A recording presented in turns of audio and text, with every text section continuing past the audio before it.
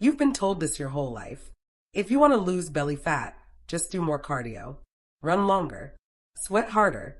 Burn more calories. But here's the uncomfortable truth most people never discover.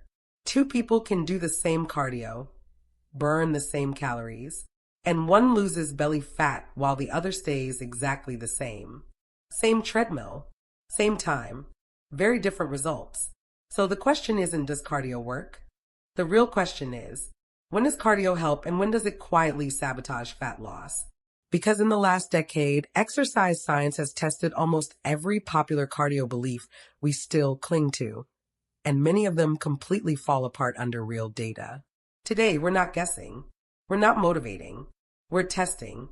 And by the end of this video, you'll know which cardio myths are wasting your time, which ones sound logical but backfire, and how to actually use cardio in a way that works with your biology instead of against it. Let's start with the myth that causes more frustration than any other. Myth 1. More cardio equals more fat loss. This myth feels obvious. If cardio burns calories, and fat loss requires a calorie deficit, then doing more cardio should mean more fat loss, right? That's the logic. But the body doesn't work like a math equation. When researchers increased cardio volume in controlled studies, something strange happened. Yes, calorie burn went up, but total daily energy expenditure didn't rise nearly as much as expected. Why? Because the body compensates. You subconsciously move less the rest of the day, sit more, fidget less, recover slower. This is called adaptive compensation, and it's one of the most powerful survival mechanisms you have. In other words, your body quietly cancels out the extra cardio.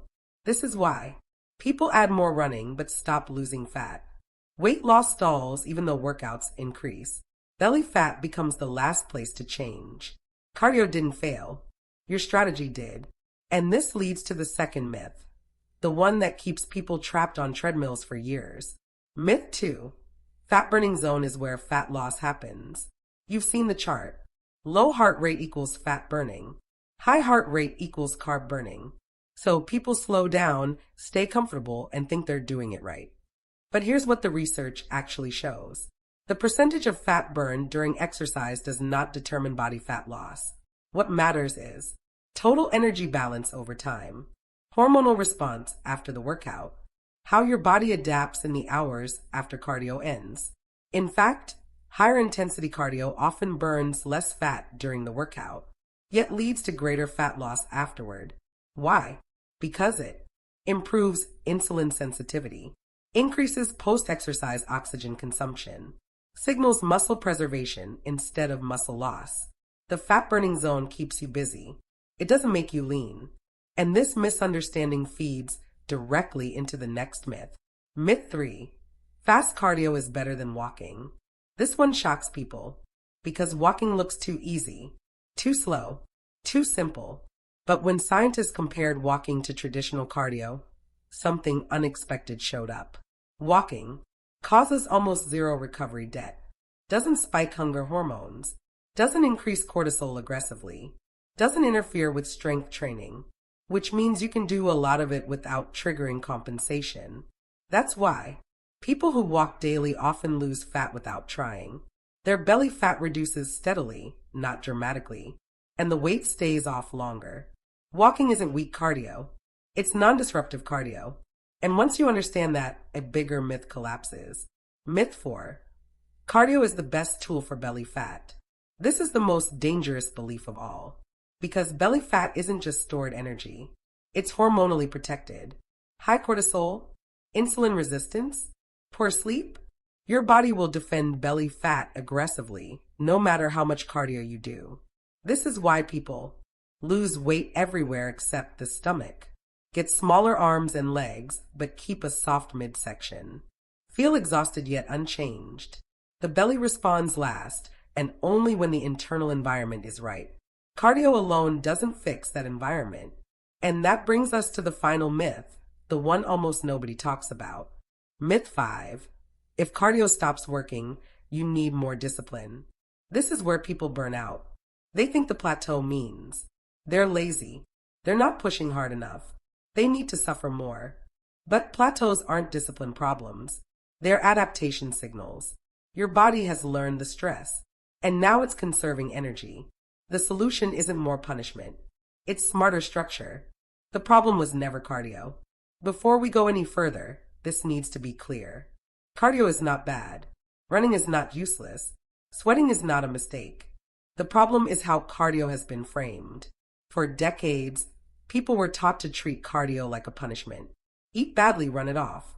Missed a workout, double the cardio. Stuck at a plateau, add more suffering. But the human body doesn't respond to punishment. It responds to signals. And most cardio myths fail because they ignore the signals your body is actually listening to. So now let's break this open properly, not with opinions, but with what happens inside the body when cardio is done different ways. What cardio actually does inside your body. When you do cardio, four major systems respond: energy expenditure, hormonal signaling, appetite regulation, recovery capacity. Most people only think about the first one, calories burned, but fat loss is decided by the interaction of all four. This is why two people can burn the same 500 calories. One gets leaner, the other gets hungrier, more tired, and stuck. So when we test cardio myths, the real question becomes, what type of cardio improves these four systems together instead of fighting them? And that's where myth 6 shows up. Myth 6. HIIT is always better than steady cardio. HIIT exploded because it sounded perfect. Short workouts, high intensity, big calorie burn. And yes, HIIT can be powerful. But here's what studies started showing when people did HIIT too often. Cortisol stayed elevated longer. Recovery markers dropped. Sleep quality declined. Hunger hormones increased. In other words, HIIT works best as a dose, not a lifestyle. When people replace all cardio with HIIT, fat loss initially improves, then stalls hard, then rebounds, because HIIT is a stressor. And stress is a double-edged sword. Used strategically, adaptation. Used constantly, resistance. This is why elite athletes rarely do HIIT daily. They rotate stress, which leads to the next myth. Myth 7. You need to feel destroyed for cardio to work. This belief is emotional, not scientific. People associate pain with progress, suffering with effectiveness. But when researchers tracked fat loss outcomes, the most consistent predictor wasn't workout intensity. It was consistency over time. Cardio that leaves you exhausted, reduces training frequency, increases missed sessions, disrupts strength training, triggers overeating. Meanwhile, moderate cardio improves mitochondrial density, enhances fat oxidation, lowers baseline stress, preserves muscle. Fat loss doesn't reward intensity. It rewards repeatability. And nothing exposes this misunderstanding faster than myth number 8. Myth 8. Morning fasted cardio burns more fat. This myth refuses to die. The idea: no food, lower insulin, more fat burned. And yes, during the workout, fasted cardio burns a higher percentage of fat. But when researchers followed people for weeks, total fat loss was the same. Or worse. Why? Because fasted cardio often increases muscle breakdown, elevates cortisol early in the day, leads to stronger hunger later, reduces training performance. Fasted cardio isn't wrong, but it's context dependent. For stressed individuals, it backfires. For people sleeping poorly, it backfires. For people lifting weights, it can interfere. Again, cardio myths fail because they ignore the person, not the protocol. The cardio compensation trap. This is where most people unknowingly lose the battle. They increase cardio, but their body responds by compensating elsewhere. This shows up as lower daily movement, increased appetite, slower metabolism, water retention around the belly. And here's the cruel part. The scale may still move, but fat loss doesn't. This is why people look softer despite training harder, feel flat and depleted, lose definition instead of gaining it. Compensation isn't a flaw. It's a survival feature. So the winning strategy isn't fighting compensation. It's avoiding triggering it. Which brings us to the most misunderstood cardio tool of all. Why walking keeps winning every study. Walking doesn't feel impressive. It doesn't sell supplements.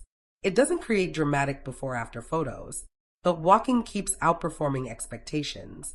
Why? Because walking burns calories without triggering stress responses, improves insulin sensitivity, enhances lymphatic drainage, reducing bloating, lowers cortisol instead of raising it. It doesn't demand recovery, so it doesn't trigger compensation.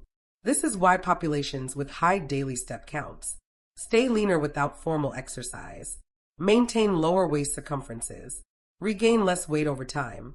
Walking isn't fat loss magic. It's fat loss insurance. And this flips the next myth upside down. Myth 9. Cardio is for fat loss, weights are for muscle. This separation is outdated. Resistance training improves resting metabolic rate, preserves lean mass, enhances insulin sensitivity, shapes the body visually. Cardio improves cardiovascular health, increases daily energy expenditure, supports recovery when dosed correctly. Fat loss doesn't come from choosing one. It comes from coordinating both. When cardio replaces lifting, fat loss slows. When cardio supports lifting, fat loss accelerates, which leads to the most damaging myth of all. Myth 10. Cardio can fix a bad diet. This myth keeps gyms full and results empty. Cardio burns calories. Diet controls intake. And no amount of cardio can override liquid calories, ultra-processed foods, chronic overeating, poor protein intake. But here's the deeper issue. When people use cardio to earn food, they train their brain to associate movement with punishment. That relationship never lasts. Sustainable fat loss happens when cardio improves appetite control, training supports food choices, movement reduces stress instead of compensating for it. Cardio isn't a correction tool. It's a support system. So what does the science now support? A structure that looks boring, but works frighteningly well. Daily low-intensity movement. Walking as the foundation. Non-negotiable. Limited high-intensity cardio. 1 to 3 sessions per week. Placed away from heavy lifting. Strength training as the anchor. Muscle preservation equals metabolic stability. Cardio volume adjusted to recovery. Not motivation. Not guilt. This framework respects biology. And biology always wins. Most people don't fail at fat loss because they lack discipline. They fail because they're following cardio myths that sound logical, but ignore human biology. Cardio doesn't reward suffering. It rewards alignment. And once you align with how your body actually works, fat loss stops feeling like a fight. It starts feeling inevitable. If this changed the way you see cardio, don't keep it to yourself. Like this video so more people stop wasting effort on myths that don't work. Subscribe if you want science-backed fitness that respects your body instead of fighting it. And comment below, which cardio myth did you believe for the longest time? Your engagement tells the algorithm to push real education instead of noise. And if you stay consistent with what you learned today, your body will do the rest.